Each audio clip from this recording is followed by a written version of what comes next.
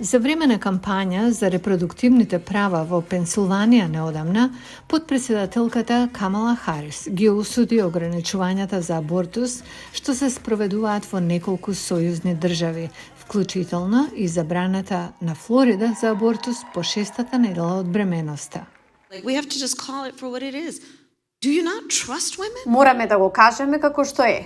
Дали не им верувате на жените дека знаат што е во нивен најдобар интерес? Вие, законодавец во некој сојузен конгрес, каде мнозинството не се жени. Дали вие сте во подобра позиција да ја кажете на жената што треба да прави? Но видете, ние ќе гласаме. Бајден вели дека доколку биде реизбран, ќе го врати Роу против Вејд, значајна одлука на Врховниот суд која 5 децении го штитеше правото на жената на абортус.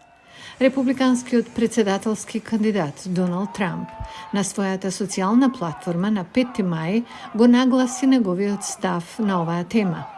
Тој напиша дека прашањето за абортус зависи од сојузните држави, дека никогаш нема да се врати на федералната влада и дека државата наскоро ќе почне да се обединува околу ова спорно прашање. Тројца од 5 судии на Врховниот суд кои гласа за укинување на Роу против Вејд во 2022 година беа номинирани од Трамп. Во моментов, 41 сојузна држава забранува абортус во одреден момент меѓу 6 до 24 недели по бременоста, со одредени исклучоци, според институтот Гутмахер. Ограничувањата мотивираат многу гласачи, вели Џо Бейкер од Human Rights Watch. Видовме на гласање на сојузно ниво, дека жените гласачи се обидуваат да го зачуваат правото на абортус во нивната сојузна држава. Кампањите и на Трамп и на Бајден сметаат на стратегијата од сојузна држава до сојузна држава, за да видат дали абортусот ќе биде победничко прашање на председателските избори во 2024 година, вели професорката по право на Универзитетот Џорџ Мејсон Хелен Алваре, која се идентификува себе си како демократка која е против абортус. Степенот до кој кампањата на Бајден го направи тоа. Знаете, Нью Йорк Таймс и другите го нарекуваат нејзино прашање број 1.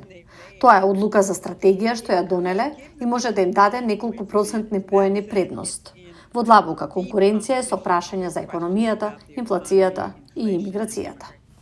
Интервјуирана во Северна Каролина, студентката од Универзитетот Дјука Маја Клейтон изјави за шпанската редакција на Гласот на Америка дека таа и незините врсници ги гледаат репродуктивните права како голем проблем. Има постојана дебата во САД откако се укина Роу со Добс против Джексон.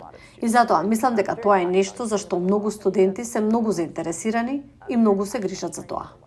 Во Нью Хемпшир, републиканскиот конгресмен Џим Кофалд вели дека слушнал повеќе грижи на гласачите. Има голема загриженост дека на сојузно ниво ќе воведеме широко распространети ограничувања на абортус, но тоа воопшто не е случај овој законодавен циклус. Мислам дека има многу подолг разговор што треба да го водиме како општество, како се чувствуваме за тоа и каде мислиме дека е соодветно да се повлече границата. Дебатата сепак се претвора во легислативни битки, главно по партиска линија, во држави како Аризона, каде што неодамна беше укината речиси целосната забрана за абортус. Аналитичарите очекуваат дека правните битки ќе продолжат на сојузно ниво, но предупредуваат дека се уште е рано да се предвиди дали абортусот ќе биде прашање на кое гласачите ќе му дадат приоритет кога ќе излезат на гласање во ноември.